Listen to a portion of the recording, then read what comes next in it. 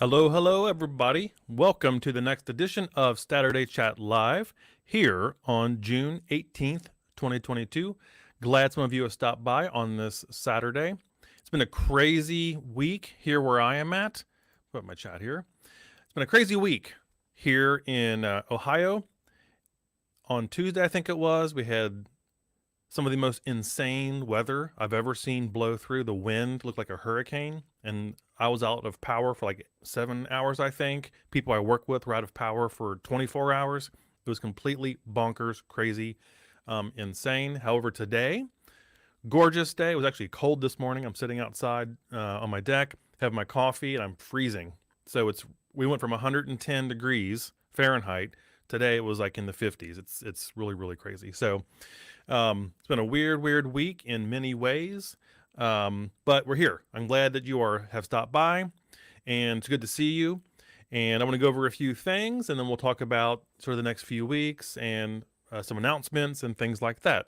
So, of course, if you are here in the chat, please put in the chat where you are watching from. I love knowing where everyone is at in the world, wherever you happen to be.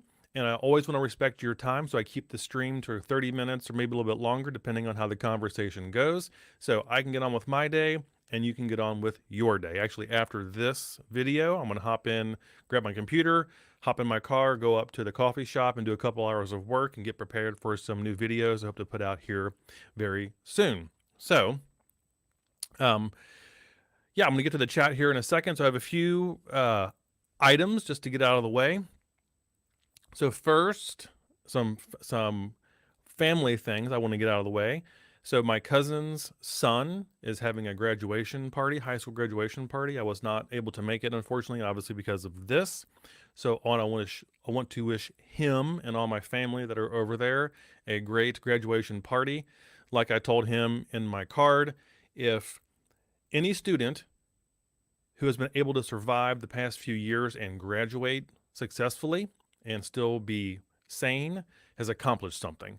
So to be a graduate right now, having gone through what we all went through the past few years, is an accomplishment in and of itself. So I wish him and the rest of my family that are over there today a great party and a good day of celebration. It's well deserved.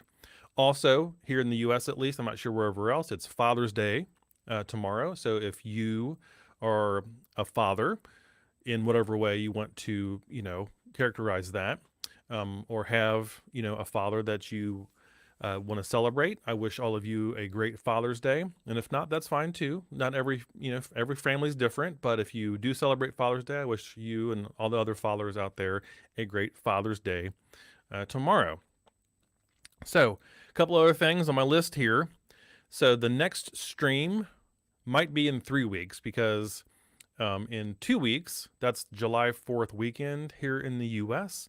So I know many people, do other family things, or they travel or go camping or have cookouts or whatever else. It's sort of a celebration here, of course. So I may not stream in 2 weeks. It might be 3 weeks, depending on what I have going on. So it will either be July 2nd or 9th. So that's when we can plan on the next stream. And speaking of that, I do have some news, some good news. I've been working on a sponsorship sort of package for a few videos and a few live streams, and we've pretty much solidified that. And as I've mentioned on this channel before, I do not take on sponsorships lightly. I get requests every week, a couple a week, would you be interested in, doing a few videos for this product or this thing or whatever else? And I always say no, or I ignore them. However, the one I'm going to talk about here in a second is one we've been working on for months, months. And I hope to bring some more content related to that and tell you a bit about it. So I think what I'm going to do is save the details for the next live stream, but suffice to say that sort of sponsorship will allow me to do some new videos, of course, because I have to do things now, because of the economic situations that I somehow get paid for. And it will also allow some guests to come on the stream related to that. And it is about statistics. It is about data science. And these are individuals who are experts in their field, and they can, be on the live stream. I can ask them questions and they can talk about their experience and sort of their advice. And of course, you as the viewer can ask questions and have back and forth. So we hope to arrange a few of those over the next few months. So I'll talk more about that probably on the next live stream because we still have a few final details to iron out. But once everything is signed and set, I will talk more about that partnership, over the next few months. I'm really excited about it. So it's going to be great. I think you all like it too. So, if you're used to just me talking on here, having some other guests will be probably a good relief. Also, I'm considering starting a Patreon. Not sure yet, still on the fence, where I can do some more behind the scenes stuff, do some additional videos and things along those lines for people who would want to do it. I think we're all familiar with that at this point. So I'm still researching that and we'll see what comes of that. So, a lot of things going on. As I mentioned before, the summer is sort of a dead time for education channels because a lot of universities are out and, students aren't watching videos to study. So I use this time of the year to kind of plan, and that's what I'm doing sort of right now. So now that we've got those things out of the way, just remember, feel free to put your questions, comments, chat, whatever in the chat box. It doesn't have to be about statistics or anything like that. It can be just about anything in general. I'm more than happy to do like a AMA type thing. More than happy to do that. So put that in there. So who do we got? All right. Hello, Abdul. Hello. So you are watching from Pakistan. Awesome. Thanks for I'm not sure what time it is there, but thank you for tuning in. And we have London, UK. Thanks for watching. Good to have you. So it's always interesting to have people from the UK as we come up on July 4th here in the US. Sorry about the whole thing, but it's good to have you on here. Thank you for stopping by. Aditya, let's see here. I work as a quant. Would love to collaborate with you. I'm not really a quant per se, but if I can, if you can, send me maybe a message on my website or on LinkedIn. Those are the two best ways to get a hold of me. So we can talk about, I can look over whatever question you might have and, we can see what we do. But I would not consider myself a quant per se. I find all this stuff very interesting and I love teaching it, but, we can see. Let's see. Also keep in mind that when you post questions or comments in the live stream, I may not be able to answer them in the moment, especially if it's a complex sort of question. I can do simple questions. I can do in real time. If it's more complex, you can reach out to me. Please keep in mind if you do reach out to me about a little bit more complex question that I only have a few minutes to read through it and stuff like that because, I do have other things to do. But if you want something more involved, we can work on some sort of arrangement. Let's see. What else do we got here? Okay. Can you suggest to me a book for studying machine learning? The one I would, depends on where you are. Depends on where you are in your journey studying machine learning. Is it absolutely like a beginner type book? Or are you looking for something a bit more advanced? So I think that would be, it would depend on where you are. So if you can, put another comment in the chat, kind of let me know where you are approaching this from, and then I can maybe give you some suggestions, and I will be diving over to my bookshelf. Never fails. So yeah, give me a bit more context, and I'll do my best to give you some suggestions, or at least the ones I have. Okay. Let's see here. Some of these are a bit more, I'm going to look through a couple of these are a bit more complex. Okay. So what kind of statistical tests can we do with the Likert scale survey? That's a very good question. So Likert scales, like 1 to 5 or whatever else, can be treated in multiple ways, sometimes 3 different ways.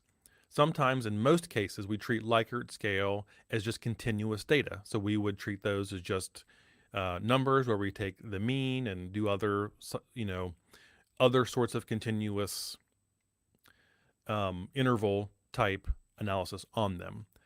Now, there's been a debate forever whether or not that is appropriate, and it really is up to the person doing it. But in most cases, that tends to be how it's treated, even though technically speaking, it's not ideally the way sort of to do it. The second way you could treat Likert scale data is ordinal data. Okay, so like a rank data. So in many software programs or other sort of techniques, you can treat it as ordinal data, so a ranking, which, to be honest, a lot of those tests and measures also subtly treat it as continuous data, but you can treat it as ordinal type data. The third way you can treat it is actually as n-1 dummy variables. Sometimes, in most cases in classical statistics, you'd have n-1 dummy variables. So for that measure, you could say, rate on a scale of 1 to 5 how much you liked this class. Okay, so you could treat those as discrete variables or binary variables. So liked class 5, and for that variable there would be a 1 if they rated it a 5 and 0 otherwise. You have liked class 4. If they chose 4, it would get a 1 for that column, 0 otherwise. See what I'm saying? So you could treat those as binary indicator variables or dummy variables. You could do it that way. So there are multiple ways to treat Likert scale survey data, and none of them are ideal. It really just depends on maybe the question you're asking or whatever else, what sort of ultimate analysis you would like to do. But to be honest, in most cases that I have seen, Likert scale data is just treated as continuous, like interval data, and we just go from there. Again, not always the best way to do it, but there is no really good sound way to do it that keeps the ordinal nature of Likert in a way that allows for continuous measures to be conducted on it. So it's a good question. It's a very common question. Students and researchers all over the world ask this question, and there's no easy answer, like I said. All right. Okay. So back to this machine learning question. I know the basics of machine learning. Just want to prepare well for my job interview. Well, in that case, I'll give you a couple options that I can reach. Sorry. If I can find it. I'm here.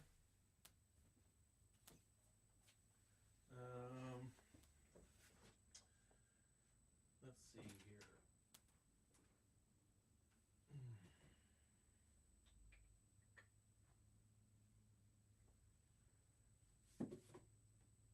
I don't know about that one. Well, here we go.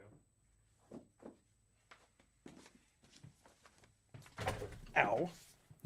Ow, just hit my leg on my desk. That hurt. Okay.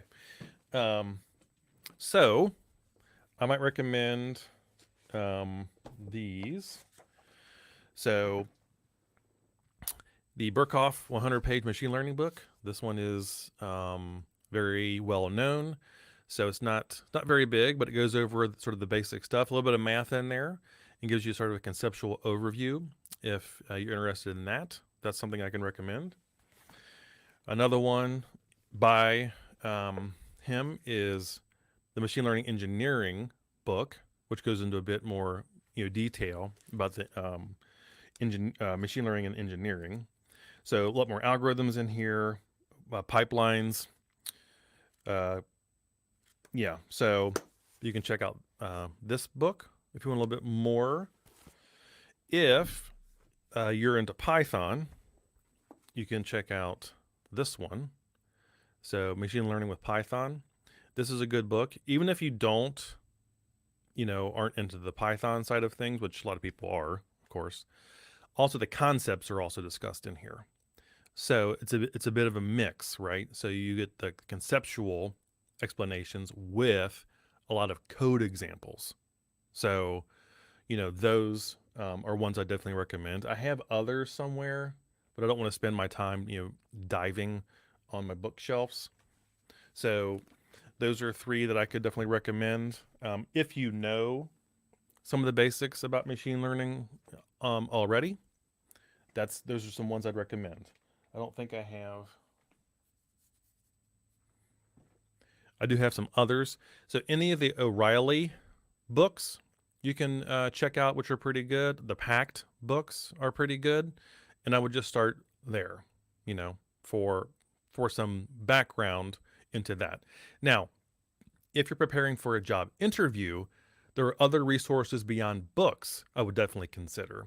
So I think Data Science Central is one of those that's really, really good. You can get on the mailing list. And actually, the author of these books has his own newsletter. You can subscribe to.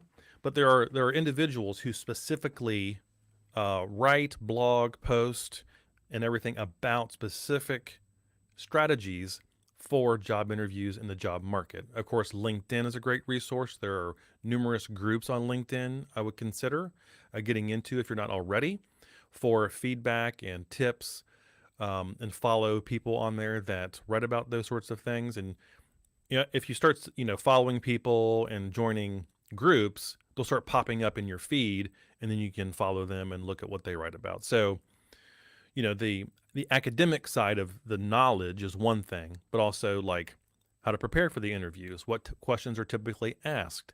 On LinkedIn, a lot of individuals that have gone through interviews recently will post about what questions they were asked, what types of coding they were asked to do, what types of problems they were asked to solve, or what have you. So that's another side of this preparation. So I would maybe approach it from both sides.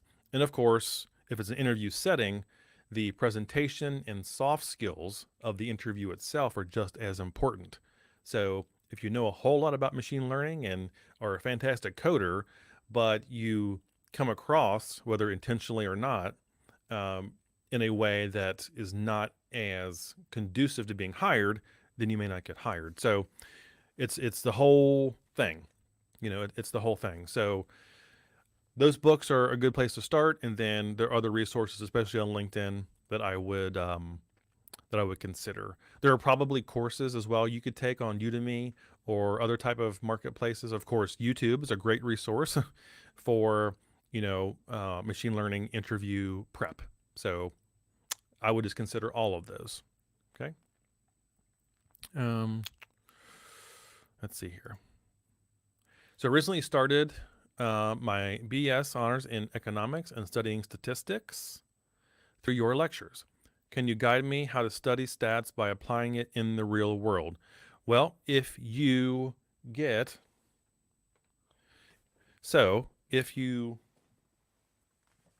a book, sorry, making me do stretches, y'all.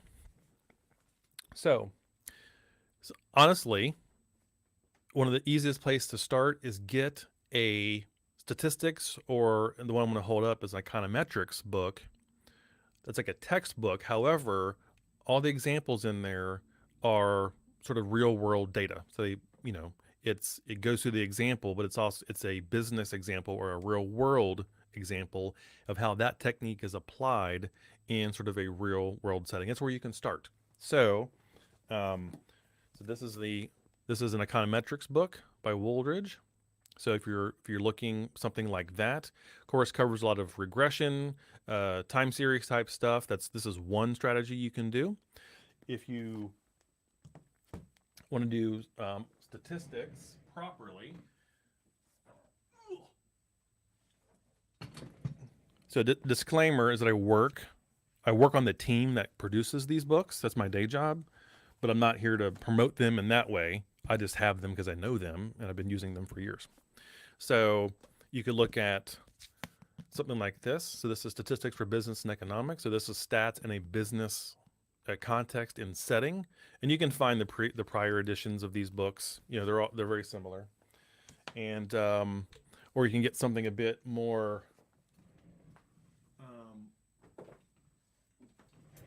like a business analytics like this. So this is our book that just won product of the year, what it was called. I forgot the exact name of the award, but it was like the learning experience product of the year or something. And then the entire company. It's also the market leader. You could try something like that if you want. Or you can go out once you learn something in a book, go out and get some of your own data. So if you're doing economics, just go to Yahoo and grab some data and start analyzing it yourself. So you can start, you compare the returns on two stocks. You can look at correlations between two stocks. Look at the beta for certain things. You can do all kinds of stuff on your own just by going out and grabbing the data yourself and exploring it. Why not, right? So there are several ways to approach, a sort of a real world study of these sorts of things, and that's maybe where I would start. So, and honestly, just read the economic news, watch the economic news. So, always take it with a grain of salt sometimes, trying to filter out any biases or stuff like that. But you can learn a lot about these sorts of things just by current events. Obviously right now with global inflation, how it is, and supply chain crunches the way they are, you can actually learn a lot, not maybe under the best circumstances, but you can learn a lot about economics and data and statistics just through current events. Okay. Alrighty. Thank you so much. Very helpful. You are very, very welcome. Very welcome. Thank you. You are very welcome. I am glad glad I could help. So I'm gonna look at what we got here.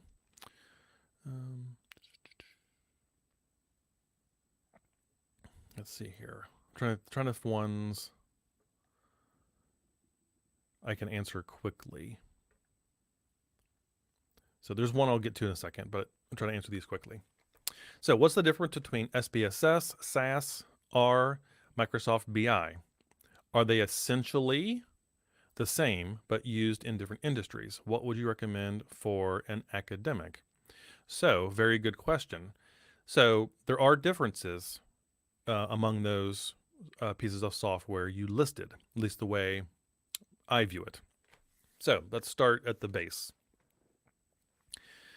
So, I would put things like R and or Python in their category as they're programming languages, right?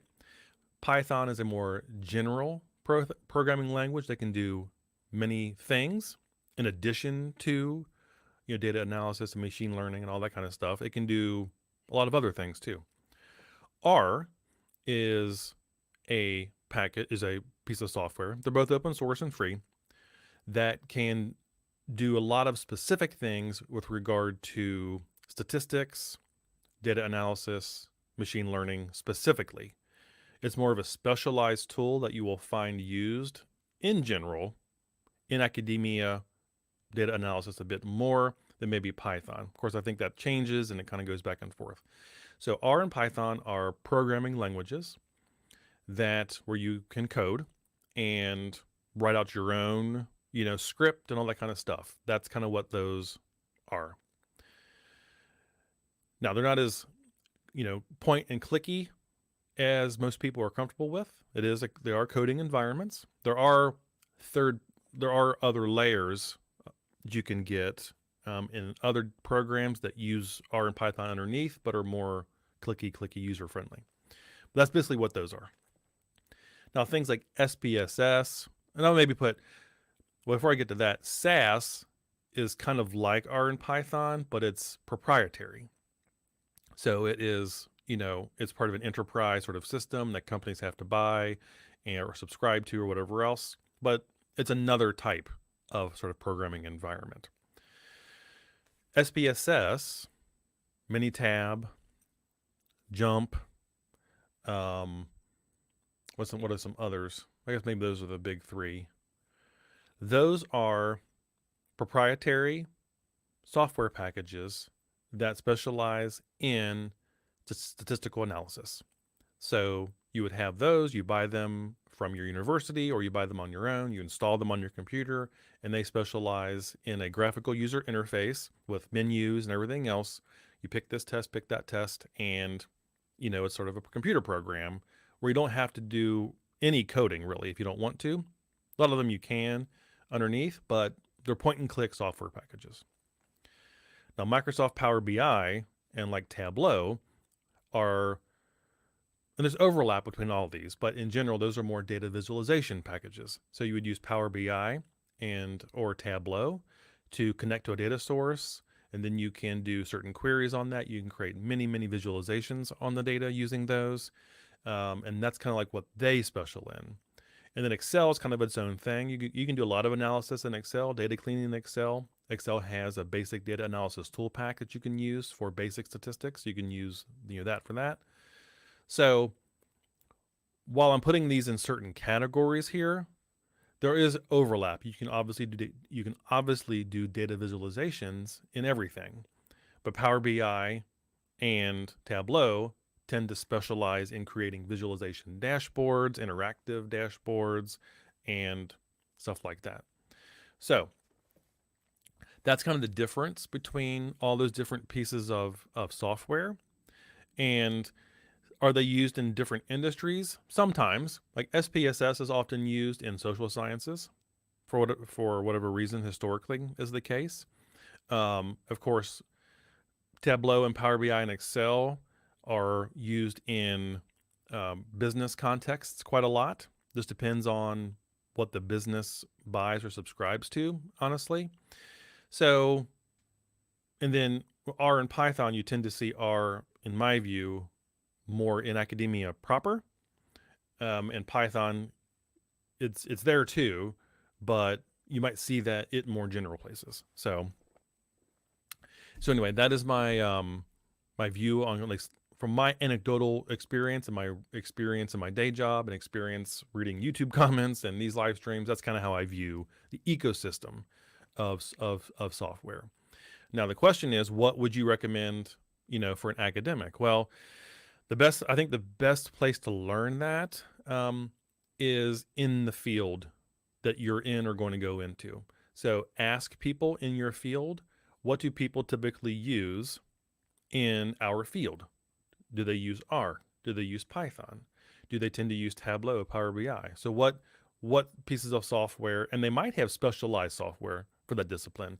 So some academic disciplines actually have very specialized software. So one I'm thinking of off the top of my head is GIS software. So graphical, it uses maps and all kinds of stuff. That's a very specialized thing for a very specialized application. So that's where I would start. That is like the whole software ecosystem in a few minutes there. But it really does, where you want to start depends on where you want to go. And that's kind of where I would look to where you want to go. All right. Let's see. Thank you. You are very welcome. You're very welcome. The business analytics book looks interesting. Yeah, this business analytics book is by far the market leader in business analytics here in U.S. higher education and across the globe. I don't have I'm as privy to those numbers, but I know in the U.S. higher education market, this is the by far book. It is so well written. Love the authors. I get along with them so well. Know them well.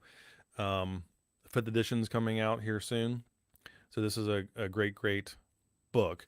So as a lot of traditional statistics courses transition a bit.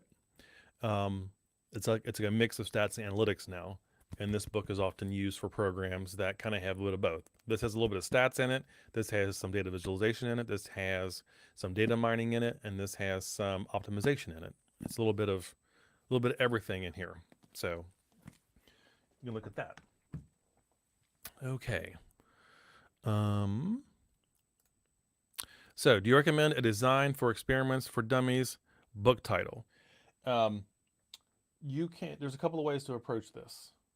So, one you might want to consider is this little book. It's a very tiny book. So this is a simple approach to basic statistical design of experiments. So it's very small here.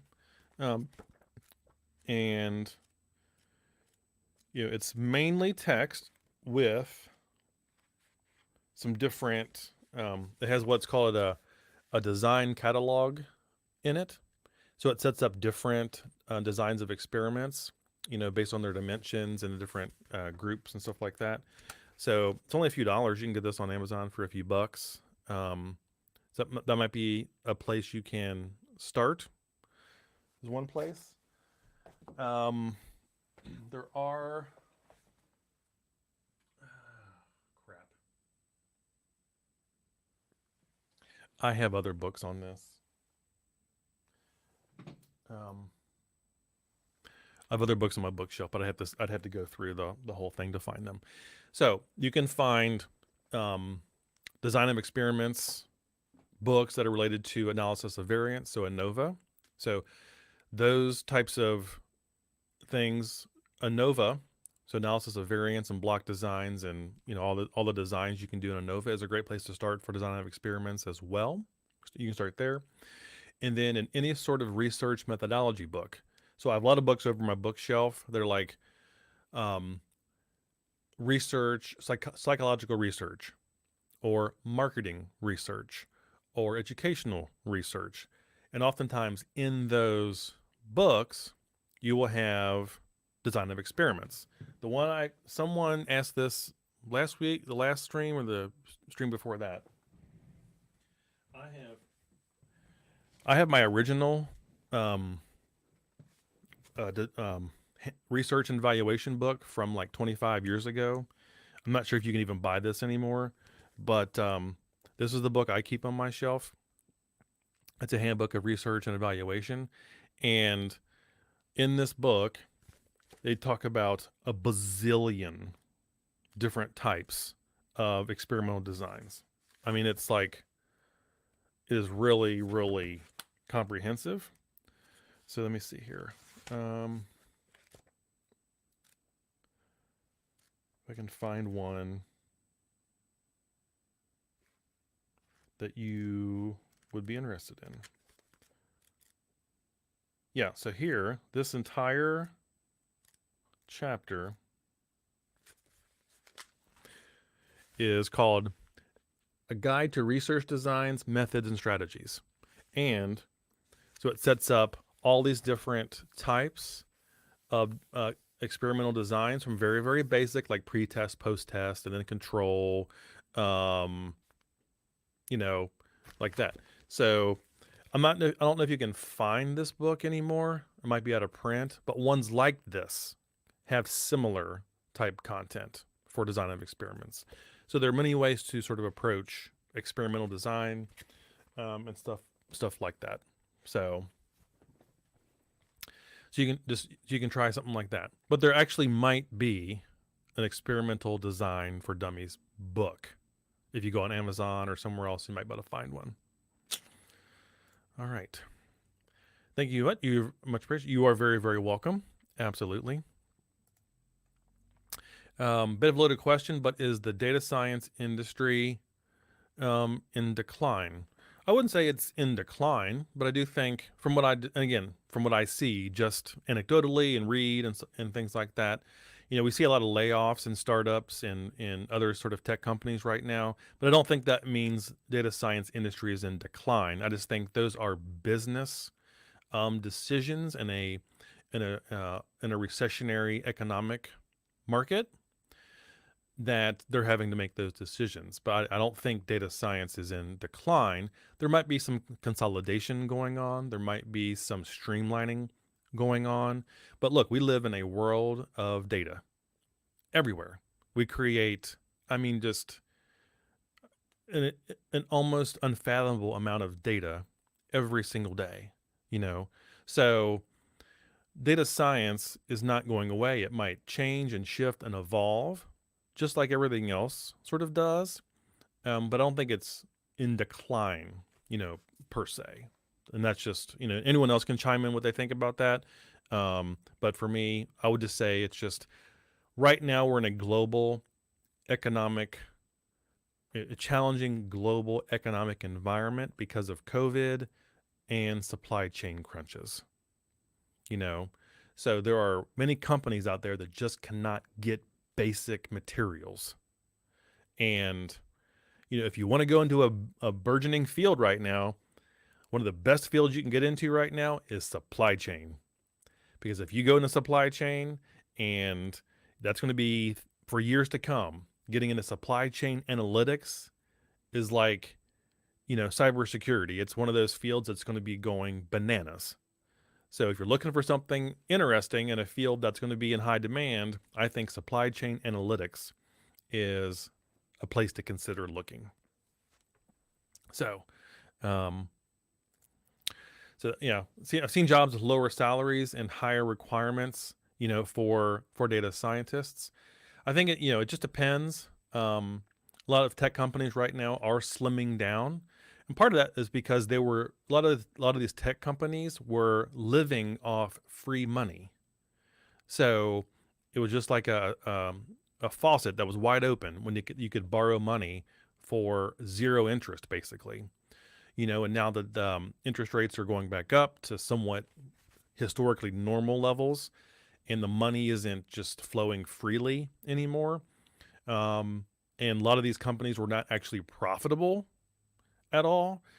So they just have to make certain decisions with personnel, and stuff like that. Because in the end, a company is answerable to its investors, its founders, its shareholders. It's a business in the end, and that's who they're ultimately answerable to.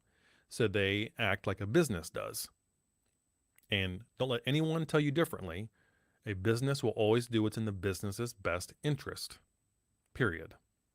So, but some of this is just a reshifting. People that are over here are going to go over here, and this industry that's kind of coming down a little bit from a sugar high or a money high, some of those people will go over here where, they need more people. So just sometimes people will shift, and that's ideally, that's the way capitalism works. If this industry has a little bit of, overage of people, and this industry has a need, then people will flow from one sort of to the other. Ideally, that's how it's supposed to work, So, yeah, but I still think even with all the layoffs we see, in the news and stuff like that, I still think it is a job seekers market. Still, I think it is a job seekers market. So just look around, and and to see what you can find and talk to other people. But I think it's a shift. Okay. Thanks. You are very, very welcome. So we'll go up to this one. I'm seeing a lot of openings for operations research analyst. Yes, that's sort of related to the supply chain sort of thing. And in addition to like the supply chain analytics side of things, there's also this OR focus. So the authors of this book are really OR people. They're really OR people. And actually on LinkedIn, if you go back into my feed or post on LinkedIn, there's I forgot what the group is called, like Institute something of Operational Researchers or something like that. They did a write-up about this book, and went over the table of contents and looked at this book and praised this book in the context of operations research. Okay. So that's absolutely true. Thank you for bringing that up. I would also recommend that if you haven't already or don't have a background, or at least I'm not saying being an expert, but have some knowledge of management science, I would also look into maybe learning a bit about management science. So a book like this covers like linear programming, advanced linear programming, integer optimization, weighting, like line queuing type problems, simulations, nonlinear optimization, inventory models, inventory models. So this book is actually, these are all the same authors. These are all the same authors. If you go to my LinkedIn profile, on the top banner has the entire suite of these books in one big picture. So actually, what I'm gonna do, I'm gonna pull it up. We're just gonna pull it up so I can show you this, because I'm sitting here talking about something I can just show you. So give me 1 second here. I gotta type in my 2-factor. By the way, everyone, set up 2-factor authentication on everything. Always have 2-factor set up.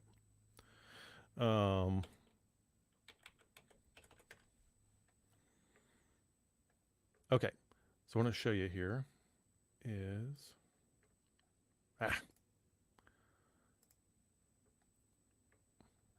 no, go to my profile.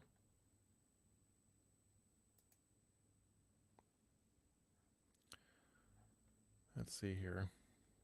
Well, because I'm live, apparently I can't pull this up because I'm live. That's really weird. Okay. I've never tried to do that before. Anyway, in my LinkedIn profile, when I'm not live, I guess, there's a whole banner and it has all those books in there, from stats to business analytics to management science to data visualization. So look at all those. And that's like the whole suite, from statistics all the way through the whole process. And you can kind of see what I'd recommend you might want to learn or refresh yourself on. So, okay. But you're right. A lot of operations research opening, supply chain analytics. Those are absolutely hot topics. And you have to ask yourself, this is why I get jaded sometimes. If we have all this data, if we have all the ways of analyzing this data and building models out of this data and presenting this data, then why is the world a flaming bag of you-know-what? So just because we have data and the ways to analyze it and present it doesn't mean it's going to fix everything, because it's human beings in the end. All right. Let's see here. So is NCSS software available for free download? What NCSS? Is that an acronym that I am not aware of? National Council for Social Studies. Is that what we're talking about here?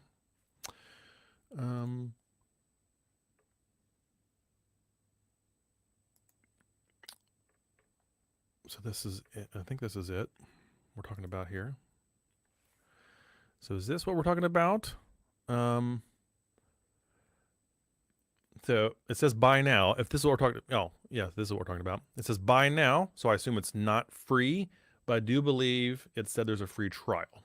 So if this is what you're sort of looking at, I do believe there is a free trial for this. I am not familiar with this software, but I'm always looking to research things, so I will write this down and take a look. Stata is another one that you'll see every now and then, especially in economic sort of settings when it comes to software. All right. Let's see here. Okay. While I have my screen, there are questions in the chat I'm going to get to like in 1 minute, so just hang with me while I have my browser up. Couple of things. So I mentioned this last time.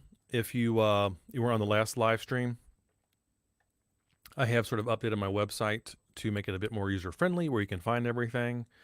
So if you want to see a better presentation of all my playlists, go to YouTube here, and this Stats 101 right down here. You'll see all my playlists here with more details about what they're about and how long they are as a playlist. So how many videos there are, the average length of the video in the playlist, and then how long that playlist is if you want to watch it all the way through. So if you want to come in and like learn all the probability stuff, you can say, well, there are 14 videos, it's 5 hours and 40 minutes if you were to watch it all the way through. That way you can plan if there's something you want to, kind of binge watch, you'll know exactly how long that is. And then of course the link will take you right sort of to that playlist. Also, while I'm here, I have consolidated the PDFs that I sell. Again, these are PDFs that have the slides. If I can go through here, they have the slides in them. And so you have the slide, you have the time code, the link to that time code in the video, and then you have the transcript below that. And then you have, so you can see that there. You also have notes pages, so you can take notes off to the side if you want. And I have those for 4 playlists. So obviously not all my content is viewed equally. There are like 4 playlists that get watched by far the most. So I made PDFs for those that you can buy. It's like $20. They're hundreds of pages long. It's like the deal of the century. So if you want to support the channel and get those, you can get those on my website too. All the downloads and stuff are where they were. So if you need to download one of the files that follow along with, you can do that here as well. So while I had my browser open, I just wanted to reiterate that. Okay. So how about middle school titles for kids and teens to get them interested in the topic? So I am assuming you're talking about statistics or data science. That's a good question. I really don't know. Obviously, I don't work at that sort of range of students or anything like that. I'm sure they're out there, but I'm not sure how much data and stats work is done actually in K-12 education. That's a very good question. We should obviously do a lot more of it probably, but I don't have any books on my shelf that are aimed at that level. But maybe there's a place for that. So maybe that's something I could do. Statistics and data science for I don't know, grades 8 through 12 or something. I don't know. Maybe I could do something like that. I'm sure they're out there though. I'm sure they're out there. All right. So most applications I am seeing in supply chain space, yes. So supply chain analytics, supply chain operations research, OR, absolutely is hot right now. It's weird. Whenever there's a crisis, like economic crisis or something like that, the field that is supposed to address that gets hot all of a sudden, which I guess is what it's supposed to do. Pyomo library and Python can be used for OR. Okay, I'm not familiar with that one, but I will take your word for it. So anyone else in here that wants to check that out or knows about that or wants to check that out, you can do so. Since you have talked about supply chain management, how much of statistics and mathematics are used in that field? Depends on how advanced you get, right? So supply chain management can get mathy, but it's a mix. It's a mix of like conceptual type stuff, and it's a mix of mathy type stuff. So think of what a supply chain is, right? It's a network. It's a flow of obtaining raw materials, manufacturing those. Again, I'm talking about manufacturing type things here, making those things and sourcing those things, and then distributing those things and allocating them in an efficient way. So it's really about efficiently moving the process along of sourcing to selling a product. So there's a lot of like optimization, network flow. So the network diagrams you can have in there. You can have things like where's the best place to build a manufacturing plant. So you can like look at on a map. You can look at the distances between things and say this is like right here is the best place to put a distribution center or whatever else. So there's a lot of those type of things in supply chain management, especially in the context of now when we have just-in-time models and we want to get things along the supply chain only when they're really needed. So it's about optimization, timing, economic order quantities and stuff like that. So So there is some stats and math, but there's also other things, that you wouldn't necessarily see in like a statistics course or a book. It's a bit more management science type stuff, but there are overlaps between all these sorts of things. All right. Um, let's see here. Trying to go through the ones that I can actually answer. All right. Thank you, Brandon, for my B in Stats 2 course in uni. You're very welcome. That is fantastic. Congratulations. So if you're happy with that, then I'm happy with that, and I'm glad that you did well. But honestly, the success is yours. So people like me just make the content when we can, and it takes the effort and the time for people like you to go watch it when many people don't. So you put in the time and effort, and you went and got the help you needed when you needed it, and that makes all the difference. So having stuff out there to learn doesn't mean people will actually go learn it. That's something you did. You put the effort in, to go do. All right. There's some questions in here that I'm not really able to answer, either quickly or because I don't work with it enough to know how to answer that sort of question. So unfortunately, I'm not going to put those up or anything because it would just be me babbling and making up crap. So let's see here. Is there anything I can answer that I missed? I think I got most of the ones. So, I'm going to wrap this up here in a few minutes. So now is the time. If you have a quick question that I can answer, now is the time to post it. And then I'm going to get on with my day and let you get on with your day.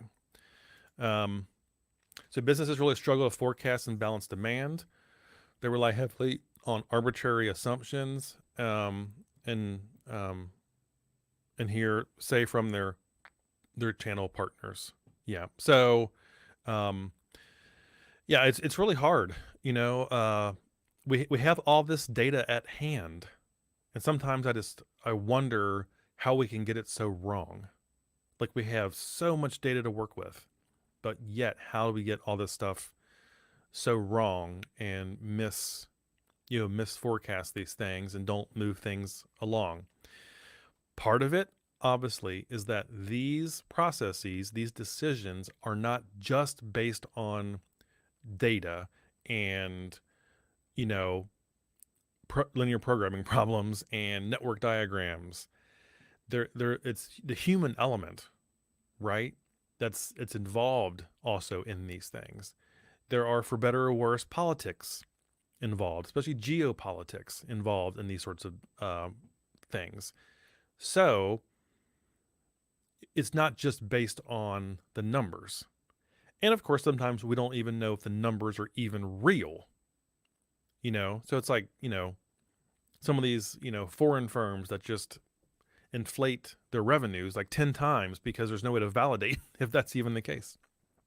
So it's hard. We have all this data, most of which is true, some of it which is not true, and we try to do these sorts of forecasting things, but it's all within the context of the human element. And it's, in the end, it's human beings that are making these algorithms, that are using these models and inputting these sorts of things. But it's also the fact that, there are politics involved and power dynamics and other human things that are involved that are, our fancy algorithms and stuff aren't always good at taking into account. So, all right. A couple more minutes. You're doing a brilliant job in spite of your hectic time schedule. Thank you very much.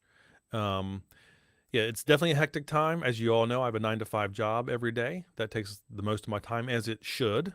That is my career, my primary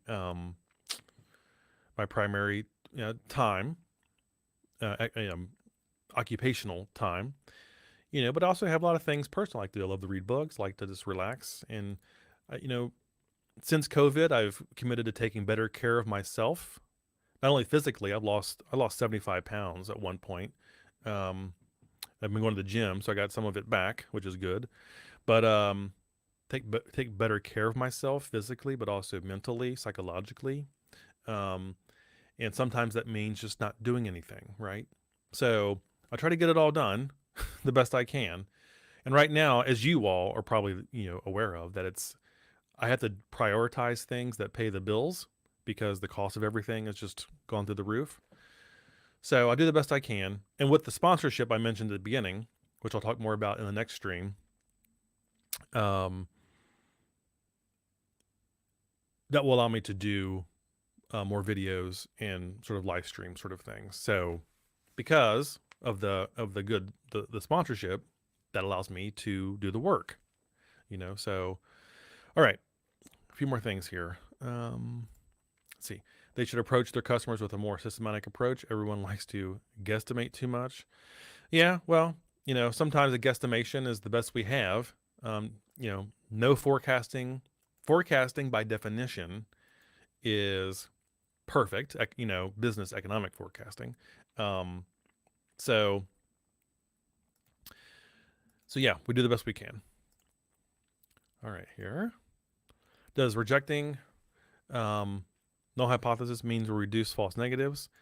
So we either, reject or fail to reject the null hypothesis.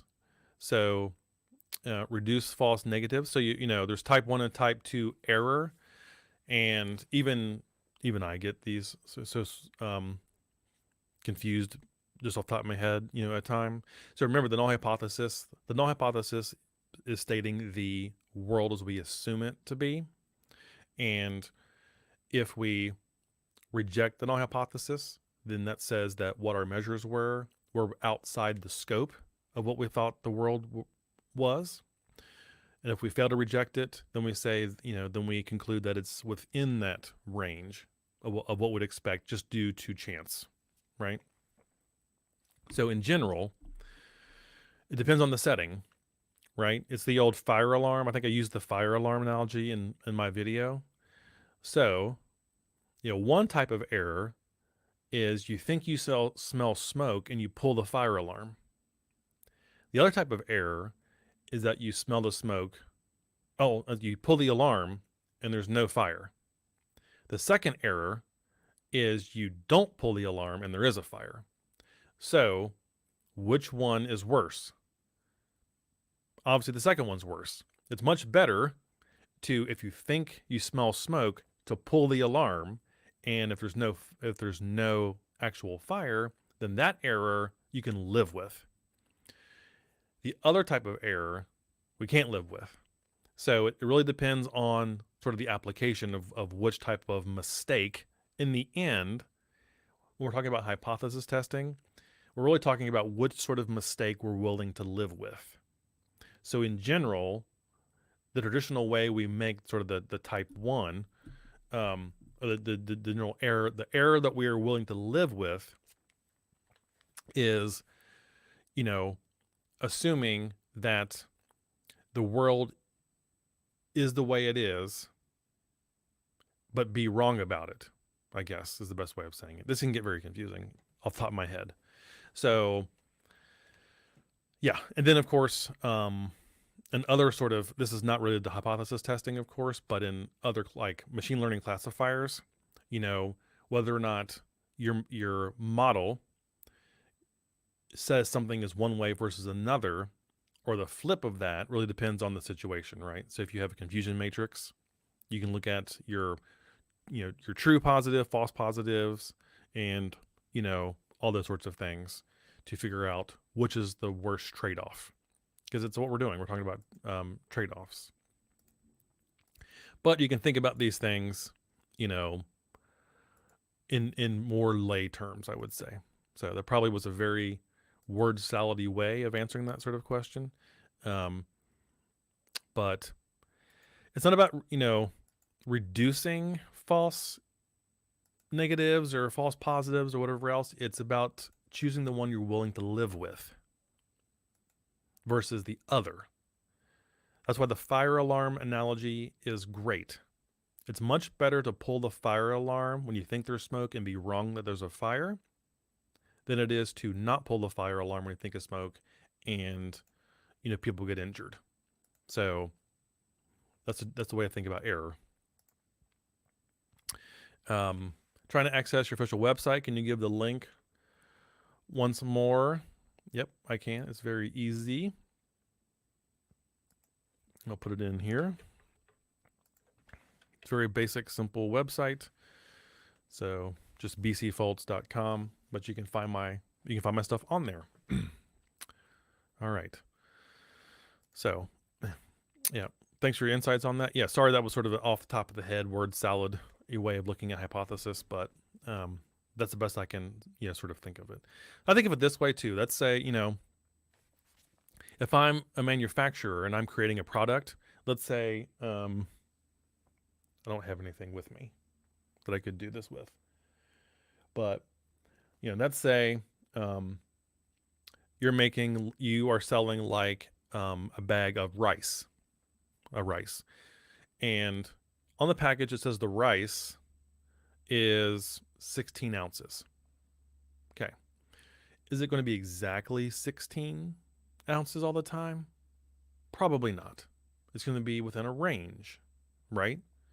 Well, the question is it better to be a little bit above 16 ounces on the package and the customer gets maybe a little bit more? Or is that the worst case? Or is it having something that's less and cheating the customer, right? So if we're going to be off, it's not qualitatively the same. In that case, we'd rather give the customer a little bit more if we're going to be off by a bit than a little bit less if we're off by a bit. So it's just about, the trade-off between, the state of the world we think is 16 ounces in that package, but it's probably not going to be exactly 16 ounces. We'd rather be maybe a little bit more than 16 ounces. Otherwise, we lose the customer because the trade-off is not worth it. Giving a customer a half more ounce of rice is worth keeping the customer than giving them half ounce less and then they feel they're cheated. So it's all about trade-off. A hypothesis test is really about a trade-off that we're willing to make. That's why we have type 1 and type 2 error. That's the trade-off, we have to decide. All right. You are very welcome, Jerry. Thank you very much. All right, everybody. We've been over an hour here. So I do believe I'm going to wrap this up here in a second. So again, I just want to thank you all for stopping by the chat. I will be here again in 2 or 3 weeks, depending on whether or not I decide to stream on July 4th weekend here in the US. When we have that next live stream, I hope to tell you more about the sponsorship I have coming up. Again, it's relevant to you. I'm not going to take a sponsorship for a sponsor. Oops. Sponsorship. P, not a T. Sponsorship. From a company that's like, oh, we want to sponsor your video for our new deodorant or something, right? So this is actually applicable to you.